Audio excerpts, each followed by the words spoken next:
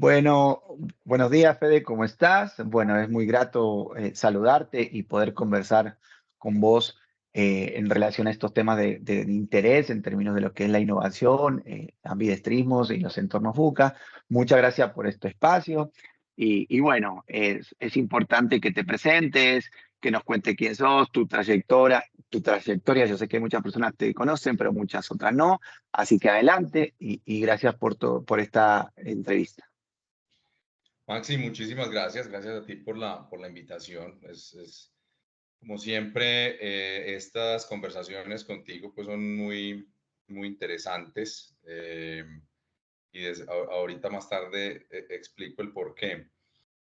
Yo me llamo Federico Vázquez. Llevo alrededor de 22 años en temas de desarrollo de productos, innovación, introducción de productos en el mercado, desarrollo de nuevos negocios. En este momento hago consultoría independiente en temas de gestión de la innovación, en temas de gestión de la estrategia, gestión del conocimiento organizacional. De formación de base soy ingeniero químico, lo cual, eh, digamos, me ayudó a estructurar muchas cosas de las cuales hago uso en este momento. Ejercí la ingeniería química, de hecho después hice una maestría en ingeniería de materiales y procesos, que me ayudó a profundizar mucho más en temas técnicos, pero como te decía, en los temas de desarrollo de nuevos productos y todo eso, que los temas técnicos son muy relevantes. Me di cuenta de que no todo era ese conocimiento técnico para desarrollar un nuevo material, un nuevo producto, etcétera, sino que hacía falta una visión holística.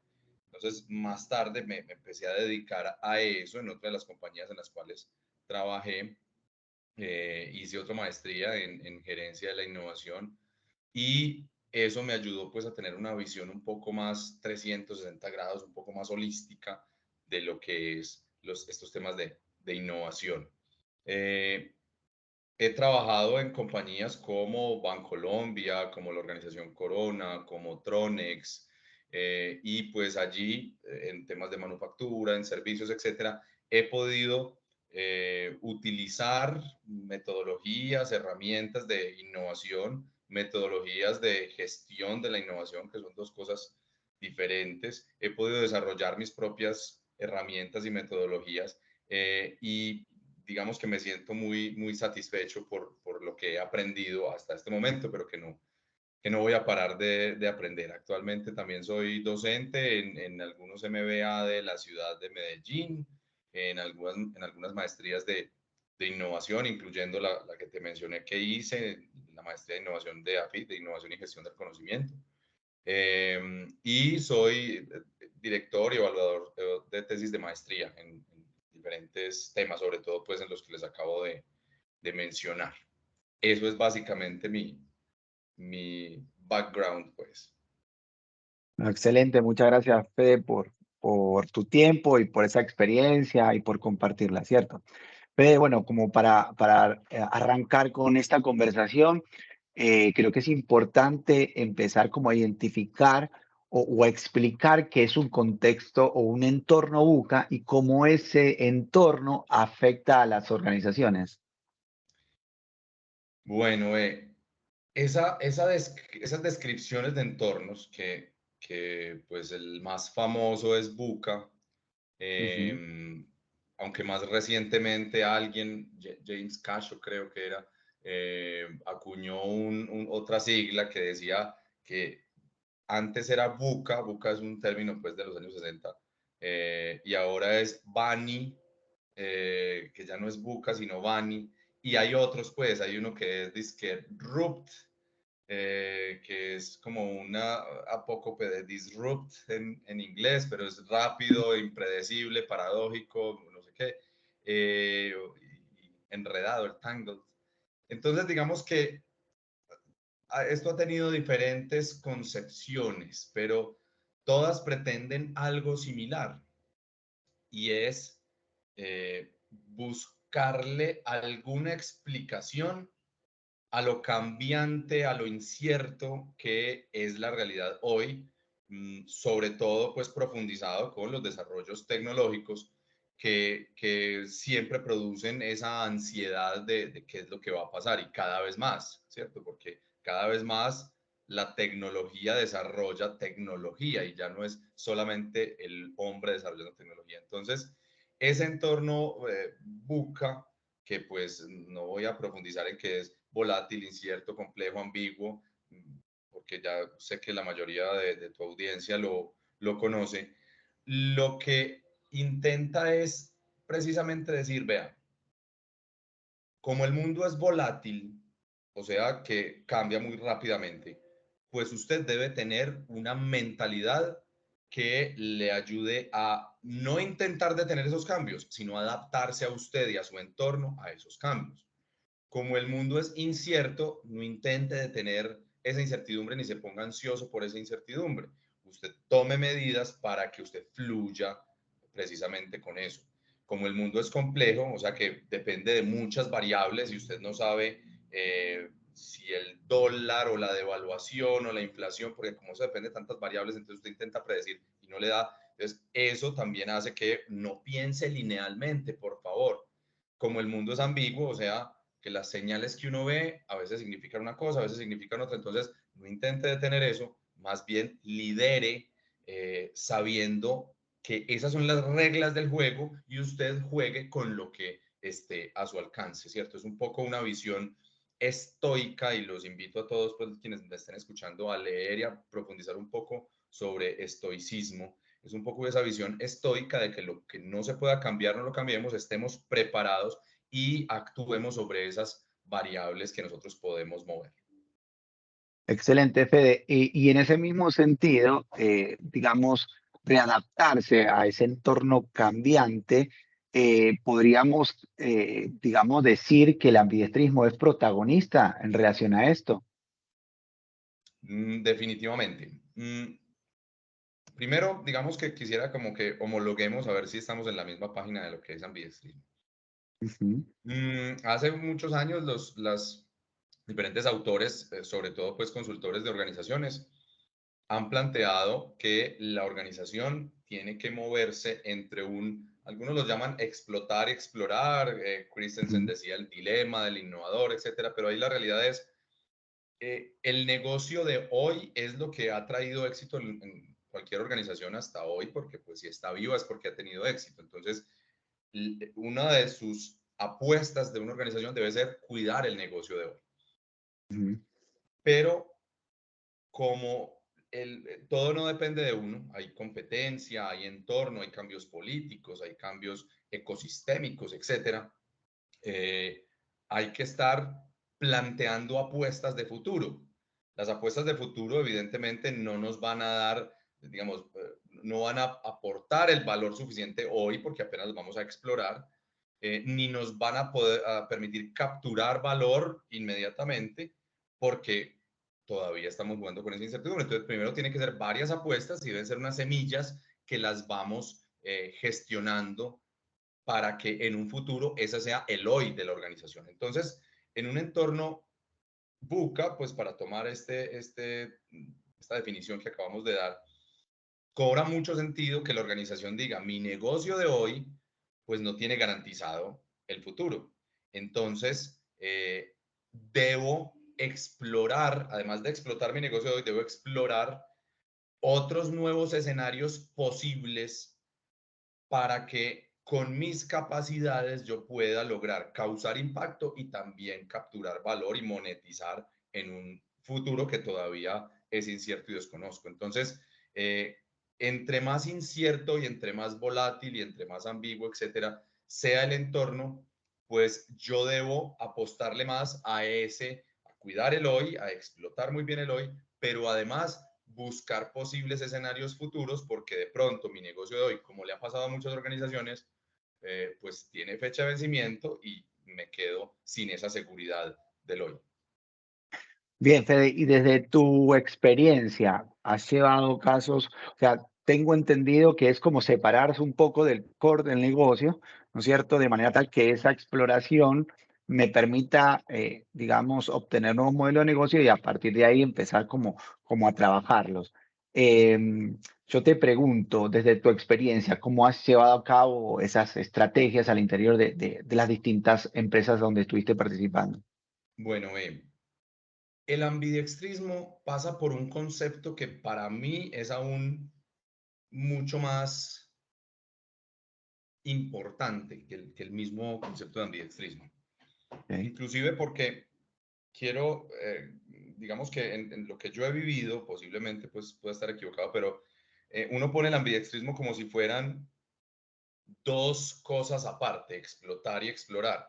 Para mí eso no son dos cosas aparte, ujú, es un continuum, porque es que si el explotar es el hoy, el explorar es un futuro, uno no tiene un término de tiempo para el futuro. ¿Qué es el futuro? En un año, en 2 años, en 10 años. Entonces el explorar está en un spam de tiempo grande. Por lo tanto, ese ambidextrismo no es o lo uno o lo otro, o lo uno y lo otro, sino estar trabajando en todos esos escenarios posibles desde hoy hasta un futuro que no sé hasta dónde sea. Entonces, primero, no es que sean dos cosas, sino que es un continuum. paralelas, sí. Habrá unas oportunidades a explorar en un futuro muy lejano, otras en un futuro un poco más cercano, dependiendo de la brecha en capacidades que tengo yo para lograr alguna de esas. Entonces, eso en primera medida, pues, con el carácter de ambidextrismo. Y todo va a depender del contexto de la organización, ¿cierto? Si en una organización el negocio de hoy es muy incierto, o sea, si yo trabajo en una organización que, como una que estuve muy cercano, que vende CDs y en este momento, digamos, es el año 2008 y entonces yo sé que el mercado me está empezando a dejar de comprar mi producto en lo que yo soy experto, en lo que tengo todas las capacidades organizacionales, y yo le hago pocas apuestas a un futuro, pues rápidamente me voy a quedar sin caja, rápidamente me voy a quedar sin ventas, porque mi negocio de hoy ya casi que no se ha ganado el derecho a existir. Sí, se lo ganó por mucho tiempo, pero el mercado cambió y lo buca del entorno me afectó. Ujú, Entonces, ahí en ese caso el ambidextrismo es una apuesta al futuro decidida, cuidar con pocos recursos el negocio de hoy que se va a morir y explorar con muchos recursos esos posibles futuros. Si por el contrario, como en otras organizaciones donde he estado, el negocio de hoy es saludable, ya tiene el derecho a existir y a crecer por un tiempo, pues entonces mi mayoría de recursos, al contrario del ejemplo anterior, pues debe centrarse en cuidar el hoy, ¿cierto? En seguir ganándonos el derecho a existir y a crecer con el core del negocio. Y las apuestas deben existir porque de un momento a otro, pues la misma volatilidad de la que hablábamos me puede cambiar el escenario, pero debo estar sembrando esas semillas, explorando esos nuevos negocios. Entonces, no hay una sola receta. El concepto que te decía al principio, que para mí es más importante, no tiene nombre, yo le pongo pues en mis clases y en mis consultorías es, vamos a hallar el balance ambidiestro, porque no es, hablar de sí, ambidextrismo es muy fácil y yo escucho a muchos gerentes decir es que somos ambidiestros o seamos ambidiestros, pero eso llevarlo a la práctica solamente se ve desde una conexión con la estrategia de la organización, una conexión muy profunda, y por lo tanto la estrategia sirve para eso. ¿Dónde va a poner usted el recurso? Entonces, ¿cómo va a ser ese balance? Si le vamos a poner, o sea, ¿qué tanto recurso le vamos a poner al negocio de hoy? ¿Qué tanto le vamos a apostar a buscar negocios de futuro? Entendiendo que esos negocios de futuro son apuestas y es capital de riesgo, porque lo buca sí. también hace que no haya nada cierto en esas apuestas. No sé si con eso te contesto la No, pregunta de sí, los diferentes escenarios de las organizaciones. sí, no, me parece súper bien y de hecho, yo estuve en distintas conferencias donde explicaban que para explorar tenemos que tener ya una base bien sólida, como que nos permita seguir construyendo lo que va adaptándose a ese mercado, ¿cierto? Es decir, si yo no tengo, o sea, un negocio sólido, muy difícilmente se me va a dar la posibilidad para estar explorando, ¿no? Porque tengo entendido que son dos grupos paralelos y no es sacar personas de acá para que estén explorando, sino que estén construyendo, investigando, de manera tal que esto pueda generar nuevos modelos de negocio, ¿cierto? Así es, de acuerdo. Te estoy escuchando un poco eh, Cortado. cortado, pero sí, tal cual. Ah, bueno, yo te escucho súper bien. Ahí vamos bien. Bien. ¿Cómo puede una organización fomentar una cultura del ambidiestrismo, Fede? Bueno, yo tengo que decir algo inicialmente y es que para mí no existe cultura de algo, ¿cierto? Es la cultura organizacional, Ok, solamente hay una cultura. La cultura tiene unos rasgos, unos rasgos culturales que va a depender de la organización, ¿cierto? Entonces, esos rasgos culturales van a suponer unos comportamientos de las personas. Inclusive las personas se comportan diferente a veces dentro de la organización, en los espacios de la organización y afuera de la organización, ¿cierto? Entonces la cultura es la cultura, pero sí hay unos rasgos particulares en los cuales deben profundizar las organizaciones si quieren que haya comportamientos que favorezcan eh, el ambidiestrismo organizacional. Lo primero es entender que esto no es solamente de niveles operativos en la organización, sino que uno debe cultivar esas características de ambidiestrismo en los líderes, en los mandos medios, en la base de la operación, etcétera. O sea, la organización como un todo debe volcarse a ser ambidiestra, a tener comportamientos de ambidiestrismo. Pero no toda la organización debe ser ambidiestra en cada uno de sus individuos. Es decir, si bien la organización debe ser ambidiestra, es más, hay áreas que deben ser ambidiestras, no quiere decir que cada una de las personas deban ser ambidiestras en el mismo nivel. Por ejemplo, yo puedo tener un área de desarrollo de productos, como las que he liderado pues en mi vida, y yo debo ser ambidiestro como líder, pero mi gente, algunos pueden estar dedicados a desarrollar productos para el hoy, para el core del negocio, otros van a estar dedicados a desarrollar productos para el futuro, que están en una gama, como digo, eh, grande o diversa, pues, de productos, y habrá algunos que pueden estar dedicados a ambas cosas, dependiendo, pues, como de su dedicación, o 70-30, 80-20, etcétera. Eso no es tan fácil, pues, de decir así como un número, pero entonces, una de esas cosas es entender el tema de quiénes deben ser ambidiestros, sobre todo los líderes deben ser muy ambidiestros. No todas las personas, pero una de las cosas es eso, es entender la estructura organizacional, sea formal o informal, de qué manera cada individuo debe tener ambidiestrismo. Algo muy importante y es capacidad de experimentar.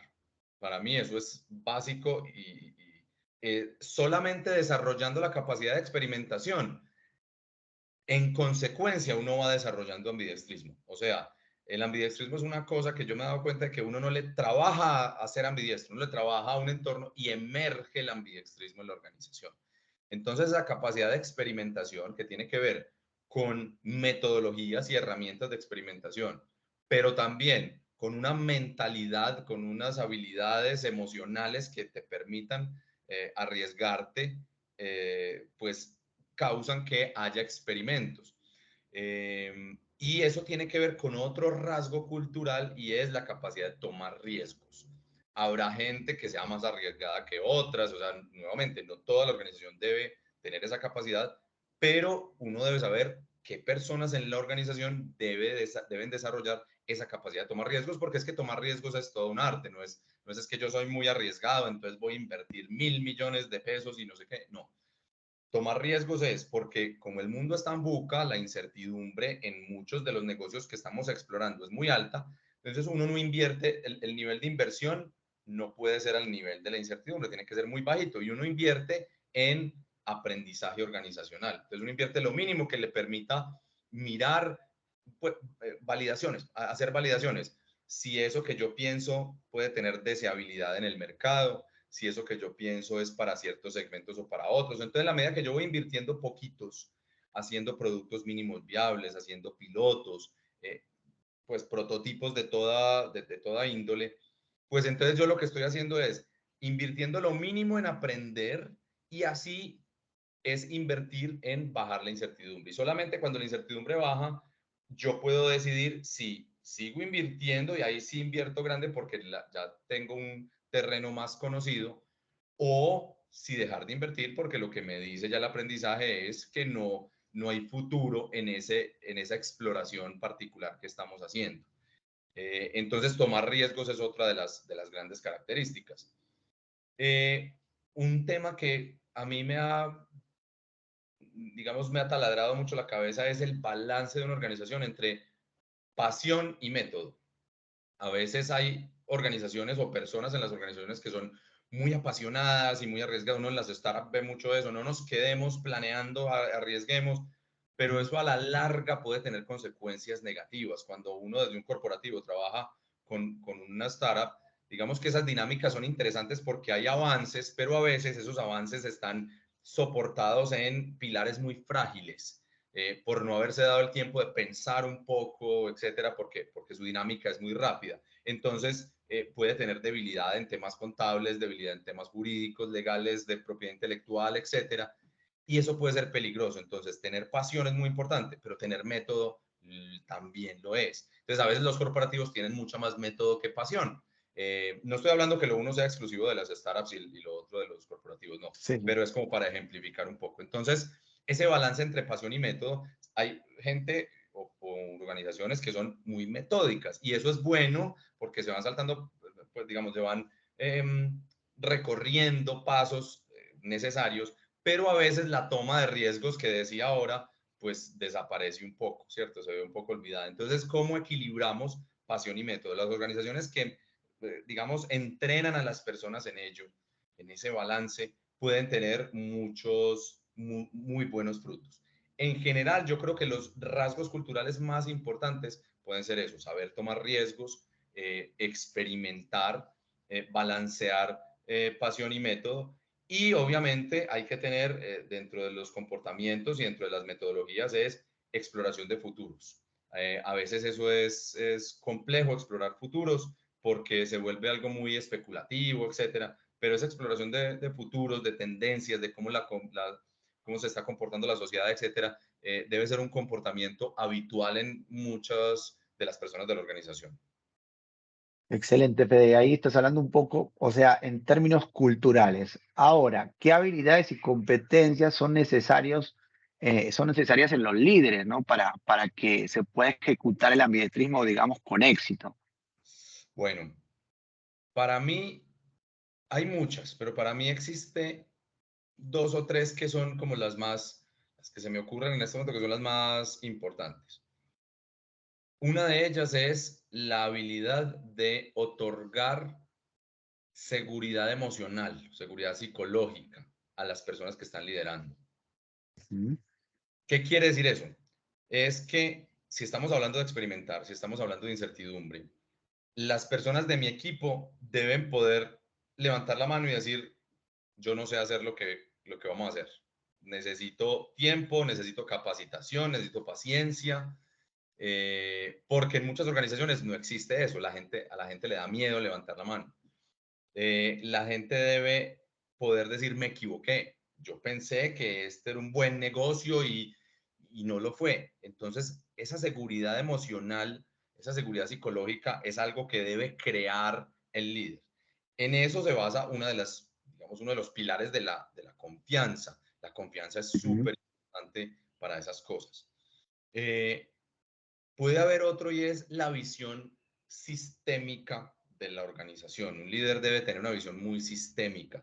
Los invito a estudiar un poco pensamiento sistémico, sistemas complejos, etcétera, para que veamos cómo una organización no es una sumatoria de individuos y de cosas, sino que es una serie de características que van emergiendo, como lo que dijimos, la confianza, como la cultura organizacional, como unas dinámicas especiales que se dan en ese colectivo, en esa interacción, y los sistemas son multivariables, no son lineales, perdón. ujú. Entonces, si un líder no tiene visión sistémica, si un líder es muy lineal, por ejemplo, si piensa que hay causa, efecto, y Ah, entonces perfecto. yo puedo despedir una persona y entonces eso ya me va a solucionar, eso es multivariable, multicausal. En los sistemas, de hecho, no hay causas y efectos tan sencillamente. O sea, es como decir el huevo o la gallina, ¿cierto? ¿Qué fue primero? ¿Qué es Sí. la causa de qué? Aquí en las organizaciones pasa lo mismo. la cultura organizacional o otras características emergentes de los sistemas son causa y son efecto. La cultura organizacional es la causa de los resultados y los resultados también afectan a su vez a la cultura organizacional. Entonces, el pensamiento sistémico, el integrar, por ejemplo, diferentes áreas, el integrar efectos en el tiempo, ¿cierto? Es decir, que lo que yo voy a hacer hoy puede verse reflejado en mucho tiempo después. Es parte de una de las características más importantes que debe tener un líder. Otra de las cosas, creería yo, que es la capacidad de gestión de conocimiento. A veces se cree erróneamente que gestión del conocimiento organizacional es formación, es parte, pero no es lo único. Todo. A veces se cree que es documentar, ¿cierto? Que la gente documente para que cuando alguien se vaya a la organización no se lleve el conocimiento. Primero, eso es prácticamente imposible retener todo el conocimiento porque la mayoría es tácito. Pero digamos que es importante que el líder sepa gestionar el conocimiento. Gestionar el conocimiento es básicamente entender el propósito que tiene el área, la organización, el mismo líder y cómo el conocimiento lo lleva a materializar ese propósito, ¿cierto? Solamente con conocimiento es que uno materializa propósitos, diferentes conocimientos. Es decir, uno tenga un puesto de simplemente que me implique barrer una zona, yo debo tener cierto conocimiento para generar, para cumplir con ese propósito. O si yo tengo que liderar una gran organización, yo debo tener el conocimiento para esto, pero no es ni siquiera una persona, es un conocimiento que puede estar repartido en un colectivo, en la organización, no tiene que ser un conocimiento que esté explícito, escrito, documentado, puede ser un conocimiento tácito que alguien tenga, es decir, yo más o menos sé cómo, digamos, hacer cosas complejas, pero no las sabría explicar porque es un conocimiento que tengo y de hecho ese tácito puede ser entre muchas personas que entre todos se junten para cumplir ciertos propósitos. Entonces, gestionar el conocimiento es algo complejo, pero muy importante en la organización. Es como yo soy capaz de diagnosticar los conocimientos y capacidades que necesito para ese explotar y el explorar. Soy como también como de acuerdo con ese diagnóstico puedo cerrar las brechas que me arroja generar más conocimiento, no debo renovar el conocimiento, cuál conocimiento ya no voy a utilizar, como el ejemplo que les ponía ahorita de los CDs, ese conocimiento ya no se va a utilizar, o al menos no por el momento, entonces como yo lo dejo a un lado y hablan de desaprender, uno no es capaz de desaprender nada, pues a menos de que le hagan una lobotomía, pero es, digamos, dejar de lado unos conocimientos para llenar con otros o fortalecer otros conocimientos. Entonces, para mí esa es otra de las características más importantes que debe tener un líder. Yo creo que hay muchas, pues, pero para no extenderme, creo que esas son las más importantes y de las cuales no mucha gente habla. Excelente, Fede. Y te hago otra pregunta que se relaciona mucho con el ambidetrismo. ¿Qué es el intraemprendimiento? ¿Hay una relación entre intraemprendimiento y el ambidestrismo? Definitivamente sí. No es que se implique y sea una relación pues biunívoca, mm, pero definitivamente sí es importante uno tener en cuenta. A ver, ¿qué es el intraemprendimiento? También para que dejemos homologado pues ese marco conceptual. Ujú. El intraemprendimiento es parte de una sombrilla grande que es el emprendimiento corporativo. Eh, Emprendimiento corporativo es como una organización tiene iniciativas para crecer de manera inorgánica, ¿cierto? Para, por ejemplo, generar o atraer nuevos negocios diferentes al core, para hacer inversiones de capital o con muchas otras cosas. Entonces hay una sombrilla grande que es el emprendimiento corporativo. Y una de los componentes del emprendimiento corporativo es el intraemprendimiento, que básicamente es la generación de nuevos negocios cercanos o no tan cercanos al core del negocio. Entonces, fíjate que el intraemprendimiento no necesariamente tiene que ver con el ambidestrismo, pero casi que, digamos que si uno es ambidiestro puede hacer intraemprendimiento en negocios lejanos al core. Ujú. Y lo que hace diferente el intraemprendimiento es que la organización utiliza recursos propios. personas, pues no quiero llamar recursos a las personas, pues, pero empleados de la organización Sí. siendo intraemprendedores, recursos que ya tiene. Es diferente si alguien va a poner un negocio aparte de inteligencia artificial. Todas las necesidades de tecnológicas, del hardware, de la contabilidad, de lo legal, etcétera, tiene que correr por cuenta de ellos, pero haciendo intraemprendimiento, pues un intraemprendedor va a poder dedicarse a intraemprender y no se tiene que preocupar por esas cosas que normalmente la soluciona la corporación, la compañía que está haciendo ese intraemprendimiento. Entonces, evidentemente, el intraemprendimiento, digamos que tiene mucho que ver con el ambidiestrismo. El intraemprendimiento es una manera de materializar el ambidiestrismo en una organización, una de las tantas maneras, pero para mí es la más significativa desde lo que yo he encontrado. Fede, entonces, ¿cuáles serían los principales retos que tienen las organizaciones para ser ambidiestras? Bueno,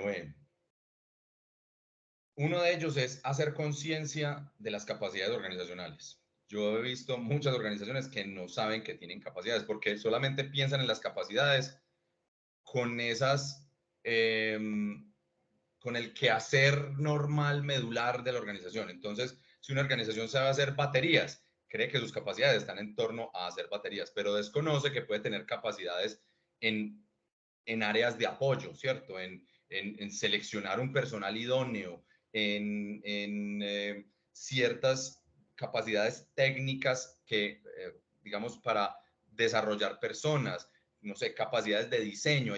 Esas capacidades es importante que las organizaciones las detecten, porque al detectarlas empiezan a abrirse un mundo de posibilidades para el explorar, ¿cierto? Entonces, lo primero es que las capacidades hagan ejercicios de conciencia de sus capacidades organizacionales. Algunas van a ser súper distintivas en ciertos contextos, entonces eso ahí uno puede ubicar esas posibilidades de futuro.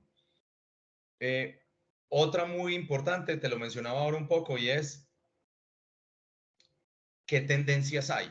¿Qué tendencias hay en mi negocio? ¿Qué tendencias hay en la sociedad? Ya la gente cómo está comprando, ya la gente cómo está viviendo, qué tipos de familias hay, etcétera. Todo eso va a hacer que surjan ideas de cómo satisfacer problemas que se estén presentando o que se vayan a presentar. Entonces, si yo uno mis capacidades, ¿cierto? Lo que yo sé hacer con esos potenciales negocios de futuro que estoy viendo, pues digamos que va a salir una exploración ambidiestra mucho más interesante. Ahora, te lo decía hace un tiempo, si además la organización tiene unas capacidades, por ejemplo, de venture capital, pues ese ambidiestrismo es explorar, no necesariamente lo vamos a materializar mediante intraemprendimiento, lo podemos materializar mediante una compra o una inversión en una compañía que ya esté en ese negocio. Eso puede ser pensar de manera ambidiestra. Por eso te decía, no necesariamente el ambidiestrismo implica intraemprendimiento, pero también me ayuda a generar nuevos negocios con mis recursos actuales, lo cual sí sería intraemprendimiento. Entonces, para mí eso es de lo más importante, entender el tema de las capacidades actuales, que es un poco también de gestión de conocimiento, cómo yo hago conciencia de lo que sé hacer y con eso que sé hacer, qué otros negocios puedo poner. Muy importante conocer las tendencias, las mega tendencias sociales y tecnológicas y que tiene el entorno para saber qué retos nos propone y qué problemas podemos solucionar con eso que sabemos hacer. Tener capacidad de aprendizaje es muy importante porque entonces, si uno habla de grandes intraemprendimientos que uno conoce, pues en uno de los del cual fui muy cercano, en Exentia, por ejemplo, en Corona, pues se tenían unas capacidades de explotación del carbonato de calcio y entonces decía, ¿qué más se puede hacer con eso?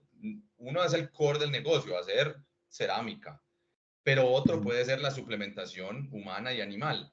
Pero para eso tenemos ciertas capacidades y conocimientos, pero tenemos una brecha en capacidades y conocimientos. Entonces la organización debe Claro, convertirse en una organización que aprende, ¿cierto? Y capitalizar esos aprendizajes, tener esa mentalidad iterativa, incremental que da lo que te decía de invertir solo en reducir incertidumbre hasta que yo pueda eh, invertir cantidades suficientes o dejar de invertir cuando la incertidumbre baja y tenga suficiente aprendizaje organizacional. Entonces, otro nosotros eso, invertir en aprendizaje organizacional. Abrazar la incertidumbre, definitivamente, eso no es tan fácil, pues, pero abrazar la incertidumbre y, como te decía ahora, aprender a experimentar y a tomar riesgos, que eso va muy de la mano. Gracias, Fede. Y me diste pie para hacerte, bueno, estas últimas preguntas, pero a ver si me puedes explicar para el grupo qué es Venture Capital, que me parece una definición muy interesante y que va muy relacionado con el tema del ambidiestrismo y cómo se ejecuta. Bueno, el concepto de venture capital es básicamente tener capital de riesgo. Es un ¿Mm? capital y eso puede tener muchas fuentes, ¿cierto? Puede haber fondos de capital, ¿cierto? Que son oficinas de familia, pues hay muchas fuentes de eso, pero tener un fondo de capital de inversión con un propósito y es desarrollar un sector económico, una industria particular, ¿cierto? Entonces, el venture capital es básicamente capital de riesgo en diferentes figuras que tienen ese capital para poner e invertir, pero también hay un derivado de eso que es el venture capital corporativo, el corporate venture capital, el CVC. Es una figura que cada vez coge más fuerza en Colombia. No muchas organizaciones lo tienen, pero es que la organización dice, bueno, yo quiero ser ambidiestra, pero necesito, para esas tendencias que estoy viendo, voy a intentar conectar con lo que ya dije, necesito ciertas capacidades. Puedo desarrollarlas o puedo comprarlas. Me puedo tener un aliado estratégico que me ayude, que ya haya desarrollado esa capacidad. Entonces, mientras yo la desarrollo, me demoro mucho, pero si yo invierto en otra persona y me hago socio de esa persona que ya tiene esa capacidad o de esa otra compañía grande o pequeña que ya tenga esa capacidad, pues entonces voy a atraer esa capacidad para nosotros. Entonces, el venture capital corporativo es tener unos recursos, no necesariamente son dinero, pero la mayoría son en dinero, que las organizaciones destinan a hacer apuestas en diferentes posibilidades de futuro y eso lo materializan invirtiendo en aquellas compañías que ya hayan avanzado en esos otros sectores que a alguien le gustaría atraer. Entonces, por ejemplo, Bancolombia tiene un fondo de venture capital corporativo en donde explora diferentes posibilidades de inversión, conversa, obviamente mucha gente quiere que Bancolombia le invierta, pero pues ellos eligen en quién invertir y pues aquellas empresas, aquellas startups, aquellas compañías que se vean promisorias por el impacto que generan en el país o por el retorno económico. Bancolombia en ese caso se va más por un retorno estratégico, o sea, pertenecer y entrar en sectores como el agro, sectores, Ujú. etcétera. Entonces, esas compañías que se ven interesantes, se les invierte y entonces ya yo soy dueño de una parte de una compañía que genere impacto en otro sector. Eso es más o menos el concepto de venture capital. Genial. Y se vuelve como su principal cliente, ¿cierto? Entonces hay Eso como es un una buen cliente, simbiosis. así es. Pues, inclusive ese nuevo puede interactuar con la competencia. Se vuelven clientes o proveedores, o, ¿cierto? O sea, hay muchas formas de interactuar en esa interacción pues, con otras empresas en el venture capital. Excelente, Fede. Y para finalizar, la pregunta, digamos que tratamos de triangular con todos los expertos. ¿Cuáles son los factores culturales, ¿no? que, de la organización que favorecen o inhiben la innovación? Bueno, yo creo que es que esta pregunta puede ser muy peligrosa y muy contextual porque tiene respuestas muy genéricas. Uno puede empezar por la respuesta genérica, ¿cierto? Pensamiento crítico, que las personas tomen riesgos calculados, que las personas tengan características de ambidextrismo, por ejemplo. Pero es que la cultura no es tan fácil de explicar. Si yo cojo si se pudiera, pues coger la cultura que hay en Google, que todo el mundo dice es una gran cultura y, no sé qué, y la pongo en Argos o en Sofasa Renault, no necesariamente me va a dar los resultados de Google, ¿cierto? Por Ujú. muchos factores. Entonces, yo invitaría, y me perdonas que vaya un poco en contra de la respuesta que estabas buscando, yo invitaría a que la organización entienda y defina sus propios rasgos culturales. ¿Cuáles son esos comportamientos que no necesitamos o que necesitamos que no estén para cumplir, digamos, el propósito de la organización y la estrategia. Entonces, la cultura, habrá tantas culturas como estrategias se planteen. Entonces, yo puedo poner rasgos como pensamiento crítico, pero habrá culturas que lo tengan y que no necesariamente eso sea un rasgo que nos pueda llevar a ser exitosos. No sé si me explico con eso. Sí, Entonces, sí, sí, claro. para mí, yo no daría, no me atrevería a decir, porque puedo entrar en el cliché de decir esos rasgos culturales, el autoaprendizaje, el todo, pero eso te va a aplicar para todo el mundo.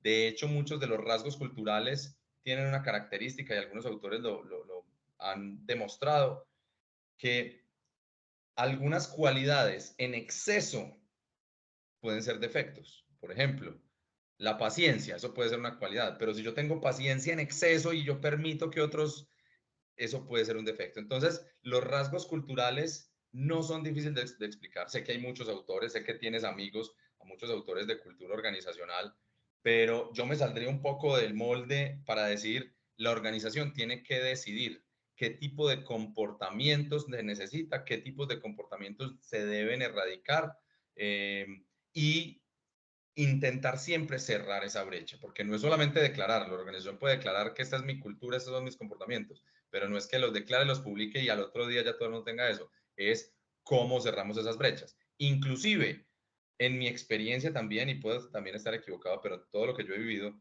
uno no gestiona esos rasgos de comportamientos directamente. Ujú. Uno, por ejemplo, en la medida que vamos haciendo proyectos, en la medida que se van tomando decisiones, en la medida que vamos haciendo ejercicios de estrategia, etcétera, es que uno incorpora a través del liderazgo y de otras comunicaciones esos rasgos culturales. O sea, si vamos a trabajar temas como la toma de riesgos controlados, saber tomar riesgos controlados, no es necesario que hagamos toda una parafernalia para tomar riesgos controlados, sino que cuando nos enfrentemos a una situación que implique tomar un riesgo, pues entonces nos recordemos entre todos, vea, ojo que aquí decimos que debemos tomar riesgos calculados, entonces actuemos en consecuencia, en el momento que de verdad se necesita en la vida real de la organización.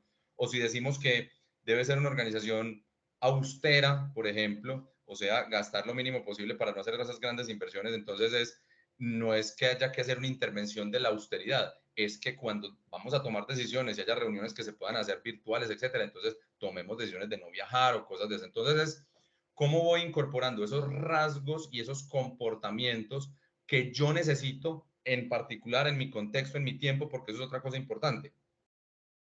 Una organización puede necesitar para cumplir la estrategia una cultura hoy, y puede ser que más adelante, yo he vivido, por ejemplo, organizaciones que tienen mucha premura de caja, por ejemplo. Entonces hay unos rasgos culturales de dedicación, eso ni siquiera eso se trabaja en el día a día, no es que se haya declarado.